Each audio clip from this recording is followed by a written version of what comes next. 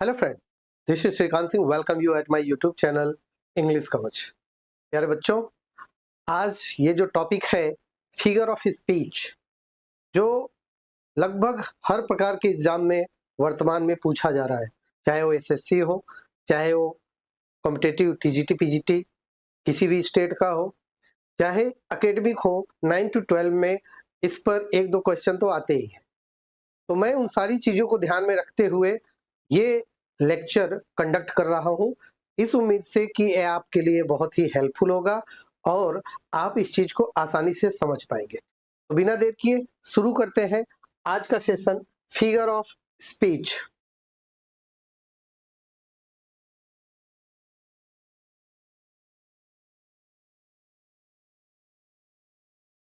पहला, सिमिले।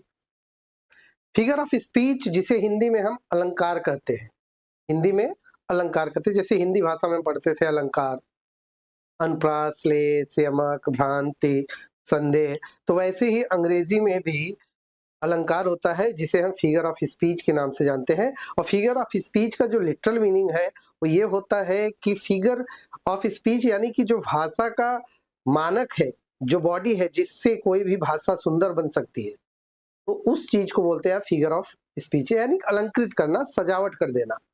तो हम पहला जो फिगर ऑफ स्पीच है दैट इज सिमिली। इसी को पोएटिक डिवाइस भी बोला जाता है, पोएटिक डिवाइस भी बोलते हैं, इसी को लिटरेरी टर्म्स भी बोला जाता है।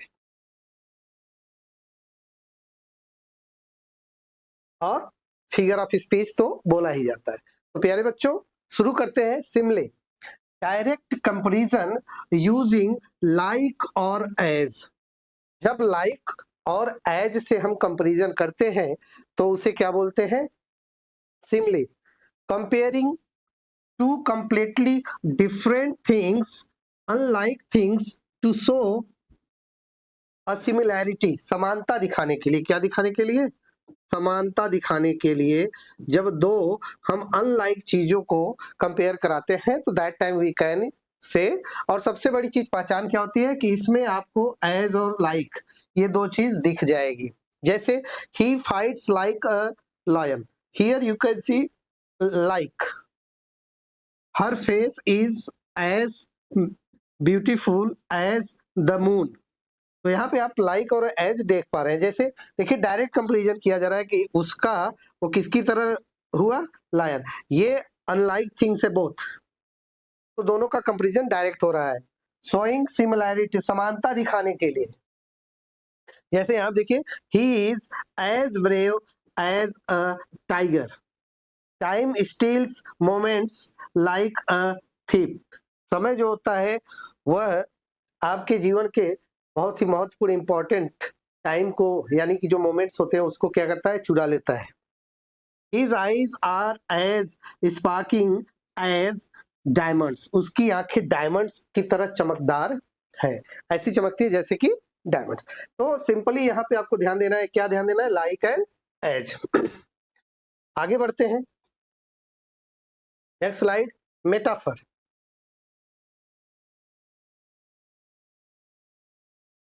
मेटाफर में देखते हैं मेटाफर क्या होता है, इस चीज को समझते हैं। Metaphor, indirect comparison, know like और एज, यानी कि इसमें लाइक और एज का कोई चीज नहीं रखा जाता और कंपैरिजन किया जाता। जैसे directly stating that one thing is another, यानी कि एक चीज को डायरेक्टली दूसरा बना दिया जाता है।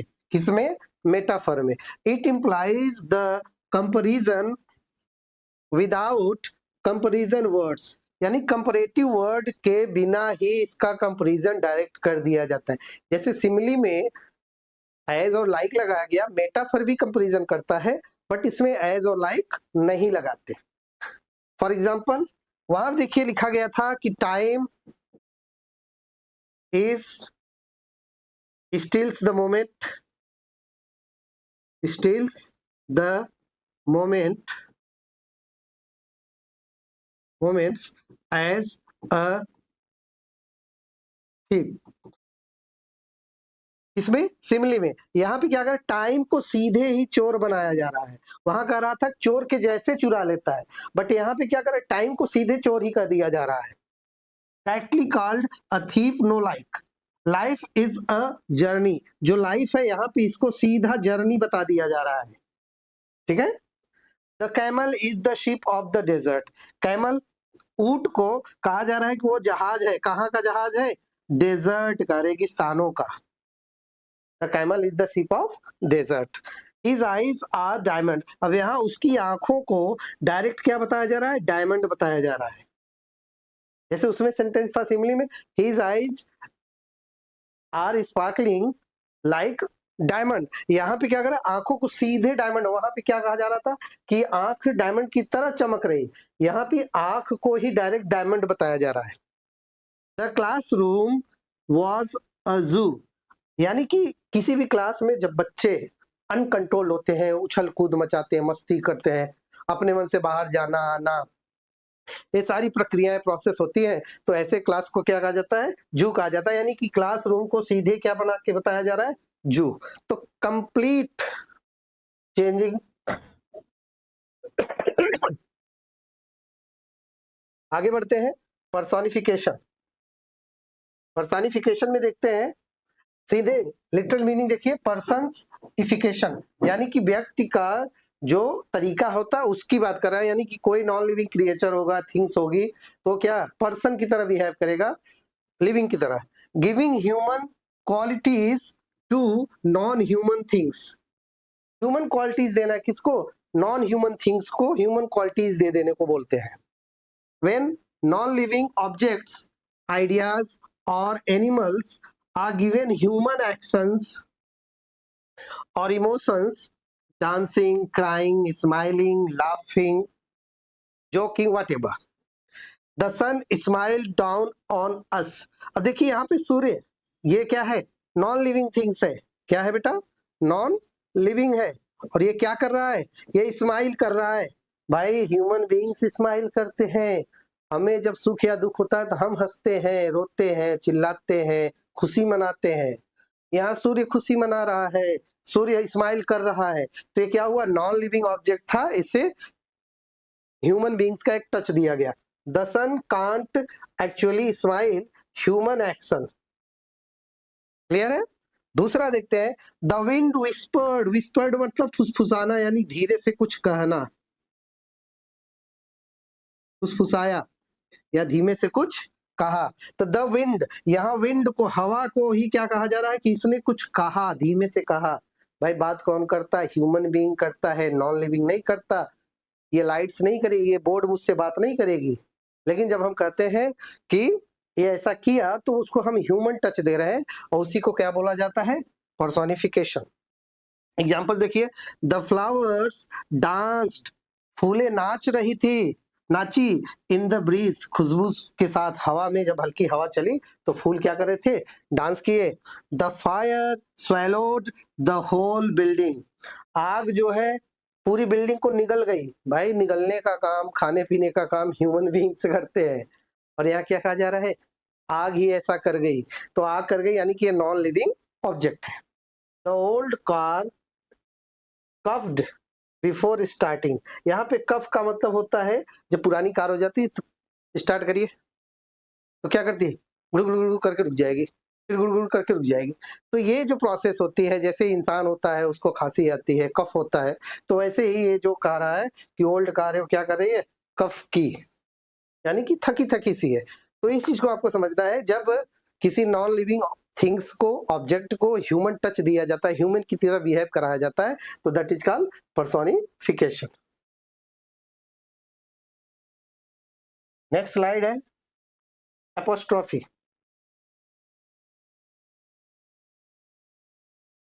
एपोस्ट्रोफी में देखिए,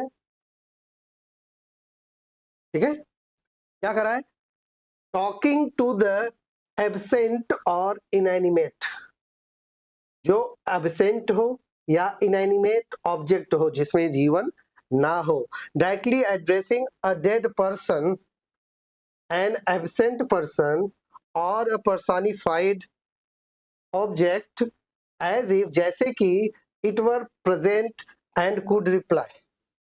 जब हम किसी डेड से, किसी नॉन लिविंग थिंग से, किसी एब्सेंट पर्सन से ये एक्सपेक्ट करते कि वह अभी बोला या बोल देगा या एक्शन करेगा, तो वहां पे हम क्या यूज करते हैं?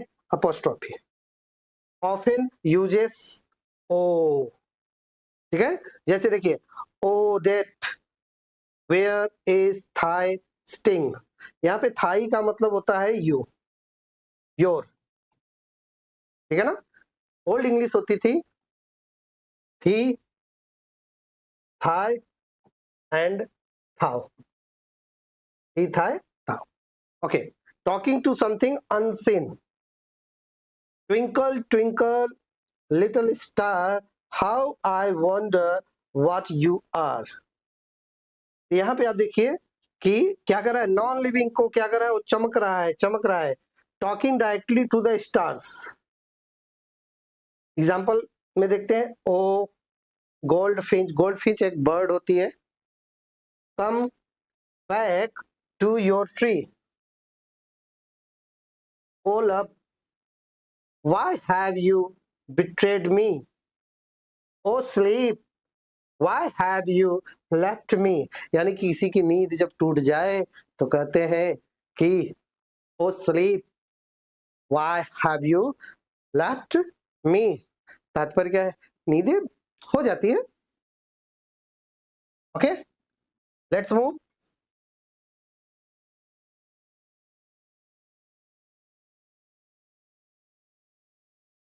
हाइपरबोले, किसी चीज को जब हम क्या करते हैं, एग्जैजरेट करते हैं, बहुत ज्यादा बढ़ा चढ़ा कर बताते हैं, तो उसे क्या बोलते हैं? हाइपरबोल, जिसको कहते हैं ना बढ़ चढ़कर बोल देना। Saying things in a heavily exaggerated way, बहुत ही बढ़ा चढ़ा के तरीके से किसी चीज को बताने को हम क्या बोलते हैं? Hyperbole. To make a strong impact, not meant to be taken literally। I have told you 1,000 times। भाई एक बार, दो बार, तीन बार कोई बताता है, 1000 times बताने के लिए किसके पास टाइम है? तो इसीलिए क्या कहा जा रहा है, यानी कि कई बार आप 10-5 बार किसी को कोई चीज बताए तो उसी चीज के लिए क्या कर दिया गया? 1000 times मैंने बताया, ऑब्वियसली नॉट एग्जैक्टली 1000। दूसरा देखिए, I am so hungry, I could eat a horse. अब कोई घोड़ा थोड़ा खा जाएगा यार, कोई घोड़ा खा जाएगा? इतना बड़ा सा घोड़ा पॉसिबल नहीं है। तो इसके लिए इसको क्या कर, एग्जैजरेट कहा जा रहा है, हाइपरबोल, यानी खूब बड़ा चढ़ में, भाई इतनी भूख लगी है ना, इतनी भूख लगी है ना, तो मैं घोड़ा भी उसको भी खा जाऊं। तो तात्पर्य क्या है, घोड़ा खाने से नहीं है, भूख को बताने के लिए कहा जा रहा है, भूख बहुत ज्यादा है। ओके, एग्जाम्पल देखिए, he runs faster than the wind. अब यहाँ देखिए, हवा से भी तेज भागने की बात कर रहा है, पॉसिबल ही नहीं है, लेकिन क्या करा, खूब बड़ा चढ़ा कि भाई इतना तेज भागा, इतना तेज भागा ना कि हवा भी पीछे रह गई। The bag weighs a ton. अब एक छोटी सी बैग हो, कैरी बैग, आप 4-6 कपड़े डाल लिए, और उसको यहाँ पे क्या बताया जा रहा है कि भाई इतना वजन है, टन भर का वजन है। कितना वजन है? 1 टन का वजन है, उठेगा नहीं इतना ज्यादा। यानी कि आप उस एक कैरी बैग में सामान भर दिए, थोड़ा सा भी वजन हुआ तो उसको क्या बताया जा रहा है, कितना वजन है कि 1 टन जैसा उठाया नहीं जा सकता। She cried a river of tears. अब इतना रोई कि आंसुओं से नदी बन गई, पॉसिबल है? नहीं है। तो इसी को क्या बोलते हैं? हाइपरबोल। चलिए आगे बढ़ते हैं।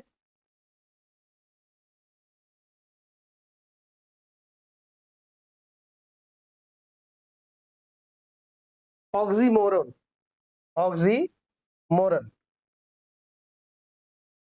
जब दो opposite word side by side रखे जाए, दो अपोजिट वर्ड क्या हो, साइड बाय साइड रखे जाए, तो वहां पे क्या होते हैं? ऑक्सीमोरन। देखिए, placing two contradictory words, two contradictory words directly next to each other, एक दूसरे के करीब, फॉर एन इंटरेस्टिंग और स्ट्राइकिंग इफेक्ट, एक मजेदार प्रभाव के लिए। एक्ट नेचुरली, अब देखिए एक्ट, और उसके बाद साथ में क्या कह रहे हैं? नेचुरली, यानी कि एक्ट करना है, रियल चीज नहीं है, आपको एक्ट करना है, और वो भी कैसा लगना चाहिए? नेचुरल लगना चाहिए। तो act naturally, striking effect, clear है? तो एक्ट फेक और नेचुरल क्या हुआ, रियल, दोनों क्या है, अपोजिट। डेफनिंग साइलेंस, शांति भी कैसी, साथ में क्या करे, डेफनिंग यानी कि बहरेपन जैसा, एक तो शांति है ऊपर से बहरापन भी, क्लियर है? तो शांति को कैसा बनाने की बात कर रहा है, deafening, silence so deep it makes you deaf, कह रहे हैं कि शांति भी इतना डीप है, इतना डीप है कि ये आपको क्या कर दे, बहरा कर दे। सीरियसली फनी, देखिए सीरियसली मतलब गंभीरता से और फनी मतलब मजाकदार, तो दोनों अपोजिट वर्ड है और ये सिर्फ किस लिए, इंटरेस्ट क्रिएट करने के लिए किया जाता है। That time we can say it oxymoron. Open secret, secret भी हो और ओपन हो, कमाल की बात है, सीक्रेट भी हो और ओपन भी हो, तो पॉसिबल है नहीं। स्वीट सोरो, मीठा दुख, मीठा दर्द, स्वीट पेन भी हम बोल सकते हैं, ओके।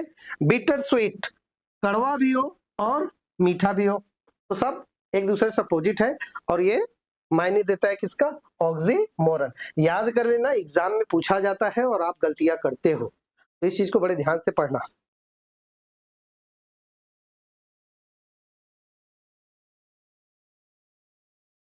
नेक्स्ट है पैराडॉक्स, क्या है, पैराडॉक्स, कंट्राडिक्टरी स्टेटमेंट। यहाँ पर देखिए स्टेटमेंट की, वहां पे वर्ड था, यहाँ पे क्या है, स्टेटमेंट है, वहां पे क्या था, ऑक्सीमोरन में क्या था, वर्ड्स थे, यहाँ पे क्या है, स्टेटमेंट है। विथ अ हिडन ट्रूथ, एक सच्चाई लिए हुए हो, जैसे ऑक्सीमोरन, फार्मूला देख लीजिए, ऑक्सीमोरन मतलब two word side by side, paradox मतलब फुल आइडिया सेंटेंस, वहां पे वर्ड से यहाँ पे क्या है, पूरी आइडिया है। अ फुल सेंटेंस और idea that seems to contradict, जो एक दूसरे के अपोजिट दिखे, अगेंस्ट दिखे, तो क्या कहेंगे, itself but makes deep sense when you think about it, जब आप इसके विषय में सोचेंगे, विचार करेंगे तो एक डीप सेंस देगा, that time you can say this is paradox. The more you know, जितना आप जानते हो या जानोगे, द मोर यू रियलाइज, उतना ज्यादा अनुभव करोगे, यू डोंट नो, सिंपल सा चीज है। अंग्रेजी के विषय में भी हम ये थोड़ा सा ऐड कर सकते हैं कि हमें लगता है कि हमें थोड़ा सा आ जाएगा, नहीं, आप जितना जानोगे ना उतना ही आपको पता चलेगा कि आपको नहीं जानते। Deep hidden truth, I must be cruel to be kind, I must be cruel to be kind, मजेदार लाइन है कि आई मस्ट बी क्रूएल, मुझे क्रूएल होना चाहिए, इसलिए टू बी काइंड, काइंड होने के लिए, मुझे दयालु बनने के लिए पहले निर्दयी बनना चाहिए। लेस इज मोर, कम ही क्या है, अधिक है। The child is the father of a man, right. In the middle of noise we find silence. अब देखिए जहां पे शोर हो रहा है, ये पूरा एक स्टेटमेंट है, ये भी ध्यान रखना, स्टेटमेंट, दो अपोजिट स्टेटमेंट साथ में होंगे कि the child is the father of man, यहां देखिए in the middle of noise we find silence, तो दो अपोजिट स्टेटमेंट साथ में आए तो उसे हम क्या बोलते हैं, पैराडॉक्स। उम्मीद है यहां तक समझ में आ गया होगा, यहां तक अगर समझ में आ गया हो तो आप पैराडॉक्स और ऑक्सीमोरन पर मुझे दो दो एग्जाम्पल कमेंट करके बताइए।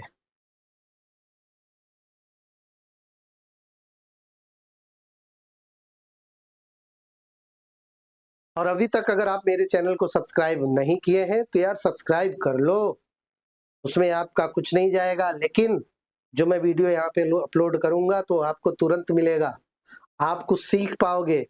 जीवन जो है सीखने के बाद उसको इम्प्लीमेंट करना है, जब हम प्रयोग करते हैं, जब चीजों को यूज करते हैं तभी हम कुछ क्रिएट कर पाते हैं। तो पहले सीखो, ईमानदारी से पढ़ो, पूरा ध्यान लगा के पढ़ो और आपका ध्यान यहाँ पे होना चाहिए, क्लियर है, क्योंकि ये इंपॉर्टेंट टॉपिक है, ये छूट जाएगा तो आप बड़ा पछताओगे, फिर वही गाना गाओगे, बड़ा पछताओगे, ओके। आयरोनी, आयरोनी का मतलब ये होता है व्यंग करना, the exact opposite of expectations. जो आप एक्सपेक्ट किए ना उसके पूरी तरह से अपोजिट कोई चीज हो तो that time you can say this is आयरोनी।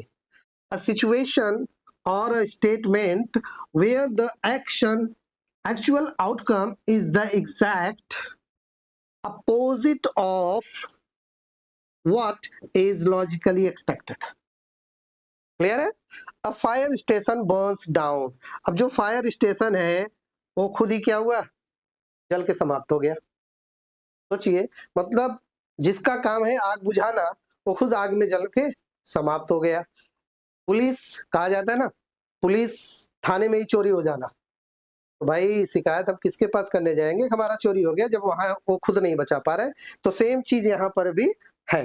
The fire station burns down, the place that puts out fire caught fire, huge irony. Okay, a traffic cop gets a parking ticket. अब traffic का जो police है, cop man है, traffic man, traffic police का आदमी जो है, वो जब पार्किंग के लिए खुद परेशान हो तो फिर दूसरे के लिए क्या करना। The rule maker breaks the rule, ठीक है ना। A doctor falls sick, doctor ही क्या हुआ, बीमार हो गया। A pilot, the pilot is afraid of heights. अब पायलट हो और वो ऊंचाई से डरे, भाई प्लेन तो ऊंचाई पे उड़ेगी ना, पानी और सड़क पे तो उड़ेगी नहीं, प्लेन तो स्काई में उड़ेगी। और ऊंचाई पे अगर पायलट ही डरने लगे तो फिर तो प्लेन उड़ाएगा कौन। A marriage counsellor files for divorce. अब मैरिज काउंसिल यानी कि जो मैरिज की काउंसिल करता है उस खुद डिवोर्स के लिए फॉर्म अप्लाई करे, तो फिर समझ सकते हो। तो क्या कहा जा रहा है कि the exact opposite of expectations. Clear है? तो उसे क्या बोलते हैं हम, आयरोनी। नेक्स्ट है एलिट्रेशन। यह बहुत ही इंपॉर्टेंट फिगर ऑफ स्पीच में होता है, ये बहुत इंपॉर्टेंट है, इस चीज को जरूर सीखिएगा। Repeating consonant sounds. यहाँ पे देखिए कॉन्सोनेंट लेटर्स की बात नहीं किया गया है, ध्यान रखिएगा, कॉन्सोनेंट लेटर्स की बात नहीं किया गया है, साउंड्स की बात किया गया है, लेटर्स की बात नहीं की गई है। तो इस चीज को ध्यान रखना। बहुत से बच्चे क्या करते हैं, वो साउंड को छोड़कर लेटर पकड़ने लगते हैं। जब हम लोग भी बचपन में इंटर में 12 में पढ़ते थे ना, तो हम लोगों के साथ भी ये प्रॉब्लम होती है, टीचर पढ़ाते थे और हमको लगता था नहीं, हमको कॉन्सोनेंट लेटर, पहली चीज तो उस समय बहुत क्लियर भी नहीं हो पाया था कि 9th 10th की बात करूं तो उस समय बहुत क्लियर नहीं था कि आर्टिकल जो ए और एन होता है वो कहाँ पे लगाते हैं। हमारे दिमाग बस यही था कि जहां वॉवेल हो वहां पे एन लगा दो, जहां पे कॉन्सोनेंट लेटर दिखे वहां पे ए लगा दो। पूरे रूल्स भी क्लियर नहीं थे तो भी प्रॉब्लम्स होती थी। The repetition of the same initial consonant sound, ध्यान रखिए initial consonant sound in closely connected words to create rhythm. ठीक है, the girl G, grabbed G, the gold goose. अब देखिए यहाँ पे कि यहाँ पे जी साउंड देखिएगा, यहाँ पे साउंड की बात है, लेटर तो है बट यहाँ पे साउंड किसकी आ रही है उस चीज को समझना है। साउंड की बात हो रही है और साउंड हर जगह किसका आ रहा है, ग का, और ग साउंड किसका है, कॉन्सोनेंट साउंड है। ओके, रिपीटेड जी साउंड, और जी साउंड मतलब ग। She sells sea shells by the sea shore. यहाँ पे देखिए हर जगह साउंड स आ रहा है, ठीक है ना, स का साउंड किया जा रहा है या श का साउंड किया जा रहा है, तो इसलिए यहाँ पे क्या होगा, कॉन्सोनेंट यानी कि एलिट्रेशन। और रिपीट हो रहा है, एक से अधिक बार आ रहा है। Peter Piper picked a peck of pickled pepper। तो आप यहाँ पे देख सकते हैं कि पी साउंड का रिपीटेशन है। Big black bug, P sound का repetition. Wild winds were whistling, तो सब देखिए आप W साउंड का रेपिटेशन हो रहा है, तो इसलिए यहाँ पे क्या आया, एलिट्रेशन। बहुत ही इंपॉर्टेंट फिगर ऑफ स्पीच होता है, इस चीज को आपको ध्यान देने की जरूरत है। नेक्स्ट बढ़ते हैं 10th पर। थोड़ी वीडियो लॉन्ग होने वाली है, but don't worry, it will going to be very useful for you. Onomatopoeia, onomatopoeia, ये देखिए स्पेशली किसके लिए होता है, साउंड के लिए। जहां पर साउंड की बात हो, किसकी बात हो प्यारे बच्चों, साउंड की, किसी भी प्रकार के साउंड की बात हो, तो वहां पर ये फिगर ऑफ स्पीच यानी लिटरेरी डिवाइस यूज किया जाता है। देखिए बम, ये साउंड की बात हो रहा है, यहाँ बस, ये भी साउंड की बात हो रहा है। देखिए words that imitate sound, using words that sound exactly like the object or action they are describing. The bees buzzed. The word buzz sounds like bee. The clock went tick tock. Right? The snake hissed. अब देखिए hissed. The door closed with a bang. Sound की बात हो रही है. The fire crackled. तो simple सा चीज समझिएगा, जहां पर साउंड की बात हो तो वहां पे कौन सा फिगर ऑफ स्पीच, ओनोमेटोपोइया।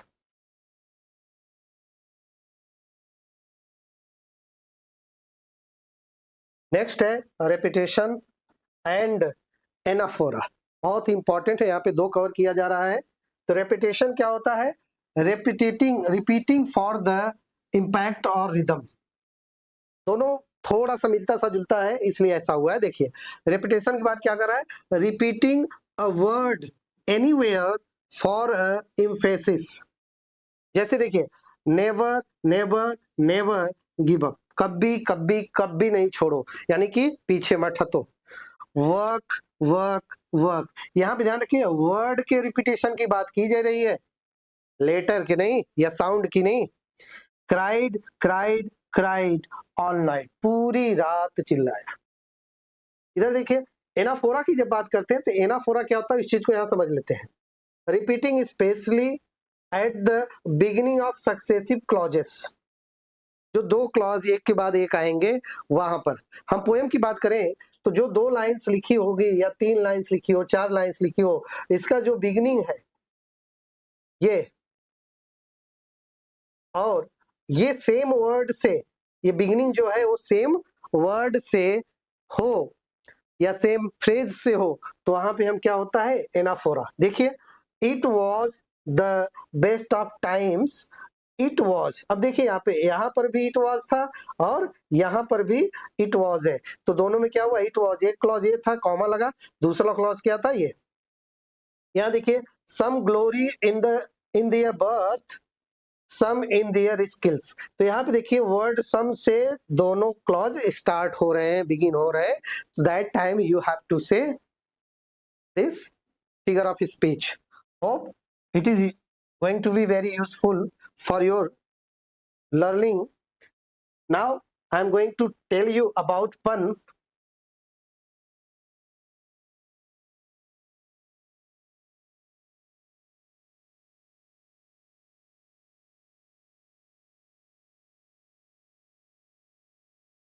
पन की बात कर रहे हैं, लेकिन इसके पहले, आगे बढ़ने से पहले, आप अगर चैनल को अभी भी सब्सक्राइब नहीं किए हैं तो सब्सक्राइब कर लो भाई, आपके लिए बहुत ही यूजफुल होने वाला है।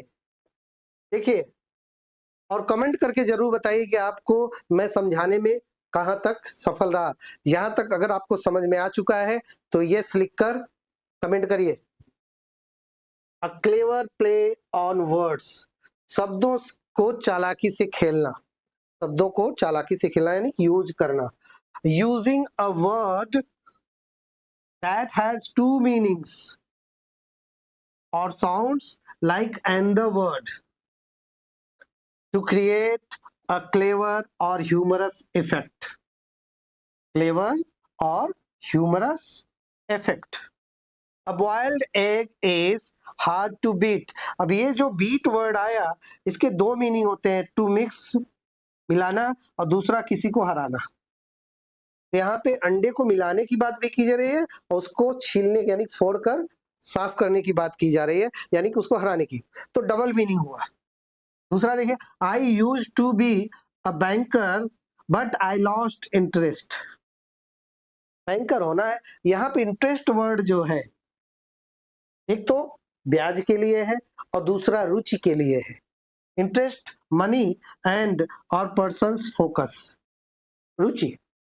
एग्जाम्पल देखिए, the fisherman is outstanding in his field. ठीक है, life depends on the liver. यहाँ पे जो लीवर है वो क्या है, लीवर किस सेंस में यूज किया गया, एक तो लीवर होता है जीने के लिए और लीवर एक होता है उसका जो काम करने के लिए चीजें जरूरी होती है। A bicycle is to tired. अब देखिए यहाँ पे टू टायर और दूसरा थकान से ली गई है, टायर्ड थक जाने से। तो सेम वर्ड अगर दो मीनिंग अलग अलग मीनिंग दे तो वहां पे हम क्या यूज करते हैं, पन। उम्मीद है यहाँ तक समझ में आ गया होगा। तो यार कमेंट करके बताओ ना समझ में आया कि नहीं यार, मेहनत तो किए जा रहे हैं आपके लिए। Okay, let's see euphemism.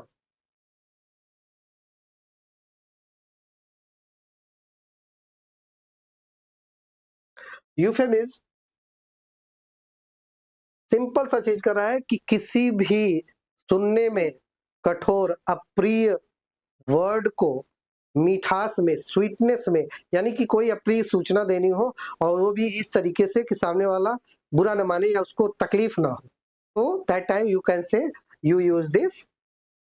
Okay, तो replacing a harsh, rude or unpleasant word with a mild, polite and indirect word।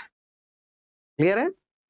देखिए, ही पास्ड अवे, अब पास्ड अवे यूज किया गया, ये माइल्ड वेज है कि वह गुजर गया। उसके स्थान पे अगर क्या बोला जाता था, ही डाइड। ही डाइड के स्थान पे अगर हम ये बोले ही पास्ड अवे तो इसका क्या मतलब, वो गुजर गया। She is senior citizen, old के प्लेस पे क्या यूज किया गया, सीनियर सिटीजन। सुनने में भी अच्छा लगा, मीनिंग सेम है। He is between jobs, between jobs का मतलब होता है अनएम्प्लॉयड। अगर आपको कोई किसी की नौकरी ना हो, किसी की नौकरी छूट गई हो और उसको ऐसे बोला जाए कि you are unemployed at this moment at this time, तो he feels it bad. But if you use now you are between the jobs, between jobs का मतलब होता है unemployed. They let him go fired. जब let him go, let go का मतलब होता है किसी को काम से निकाल देना, हटा देना। Put the dog to sleep, put the dog to sleep का मतलब होता है यूथेनेशिया कर देना, यानी कि यूथेनाइज कर देना, मार देना। ओके, तो इस चीज को आपको समझना है। आगे बढ़ते हैं नेक्स्ट की तरफ।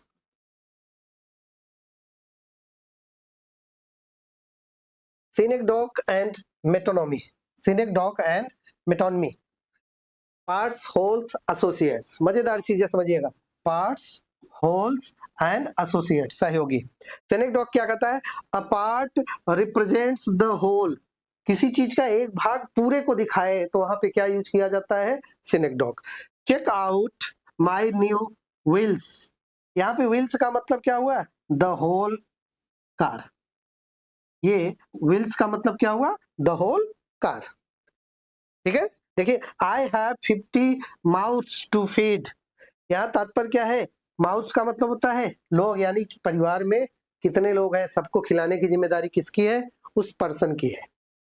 Metonymy, an associated concept represents the thing. The crown issued an order, यहाँ पे द क्राउन कहने का मतलब होता है किंग। क्या होता है, किंग होता है, राजा। क्राउन मीन्स किंग या government. The pen is mightier than the sword, तो यहाँ पे क्या कर, द पेन क्या है, वो माइटियर है, ताकतवर है, किससे, स्वॉर्ड से। लेंड मी योर ईयर्स, किसी का कान मांग लेना, यानी कि आपकी सुनने की क्षमता को। ओके, आगे बढ़ते हैं। नेक्स्ट है लिटोटस एंड एंटीथेसिस।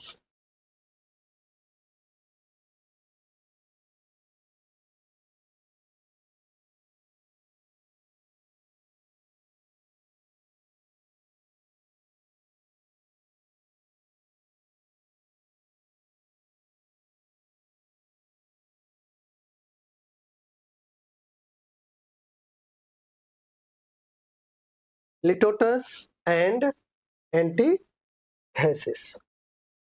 दो चीज देखिएगा, लिटोटस या इसी को मेयोसिस भी बोलते हैं। ये हमेशा निगेटिव यानी कि नो, नॉट, ऐसे वर्ड इसमें देखने को मिल जाएंगे आपको। नो, नॉट, ये वर्ड देखने को मिलेंगे। An understatement that uses a double negative to express a positive, ठीक है ना। तो देखिए, it's not a bad idea, not a bad idea, meaning it's a good idea. He is no ordinary boy, ठीक है ना। एंटीथेसिस में आ जाते हैं, balancing two contrasting ideas in parallel structure. Man proposes, God disposes. यहाँ देखो, propose को इधर लिया गया और इसको इस तरफ, यानी कि क्या कर रहा है कि दो कंट्रास्टिंग आइडियाज को पैरेलल रखा जा रहा है। Speech is silver but silence is gold. बोलना अगर चांदी है तो शांत रहना क्या है, सोना है। To err is human, okay, to err is human to forgive divine. जो गलतियां हैं वो ह्यूमन करता है और जो फॉरगिव, क्षमा करना है, वो डिवाइन माना जाता है, यानी कि दैवी माना जाता है। ओके, नेक्स्ट स्लाइड बढ़ते हैं। Allusion important figure of speech है, you must know it. Allusion referring the famous, किसी का एग्जाम्पल देना, अल्यूड करना। एक तरीके से होता है किसी फेमस व्यक्ति को एग्जाम्पल के रूप में लेना, यानी किसी का एग्जाम्पल देना। An indirect reference to a famous person, place, historical event और literary character. He is a real Romeo, Romeo, ठीक है ना, विद द गर्ल्स। तो रोमियो जो विलियम शेक्सपियर की एक प्ले है, रोमियो एंड जूलियट, तो वहां से ये लिया गया है। तो यहाँ तात्पर्य क्या है कि रोमियो का सेंस भी हम किस रूप में यूज करते हैं कि बहुत ही फेमस पर्सन है, स्पेशली किसके बीच, गर्ल्स के बीच। Reference to Shakespeare's famous romantic lover, don't be a Scrooge, okay, we have an Einstein in our class. Reference to the famous genius, he opened Pandora box, that is his Achilles heel। तो ये चीजें क्या कही जा रही है, special event, quotations, persons, place के विषय में कोई चर्चा की जाए तो वहां पे क्या होता है, एनाफोरा, जिसको हम हिंदी में कहते हैं ना, उद्धरण देना। अब यहाँ पे कुछ चीजें हैं, जल्दी जल्दी आप देख लीजिए, स्क्रीनशॉट लेना है तो ले सकते हैं। सिमिली, मेटाफर और हाइपरबोल, तीनों में क्या क्वालिटीज है। सिमिली क्या करता है, लाइक और एज लेता है, कंपैरिजन कराता है। जो मेटाफर है वो डायरेक्ट सब्स्टिट्यूशन देता है बिना लाइक और एज का, और हाइपरबोल जो है वो इम्पॉसिबल एग्जैजरेट करता है चीजों को। नेक्स्ट स्लाइड में देखते हैं। Oxymoron, just two word side by side, paradox, a full sentence with a hidden deep truth. Antithesis, two opposite clauses balanced perfectly. ये रिवीजन है, आप इसको देख लीजिए। ये आपके पास कुछ क्वेश्चन है, you have to give the answer. You can take out the screenshot of this and give me the answer in comment. यहाँ पे आंसर दिया गया है, बट पहले आंसर मत देखिएगा, कोशिश आप खुद से करिएगा, जितना आपने सीखा वो आपको समझ में आया या नहीं। ओके, सब्सक्राइब कर लेना, शेयर करिए अपने दोस्तों से ताकि ये यूजफुल वीडियोस सभी के पास पहुंच पाए। Thank you.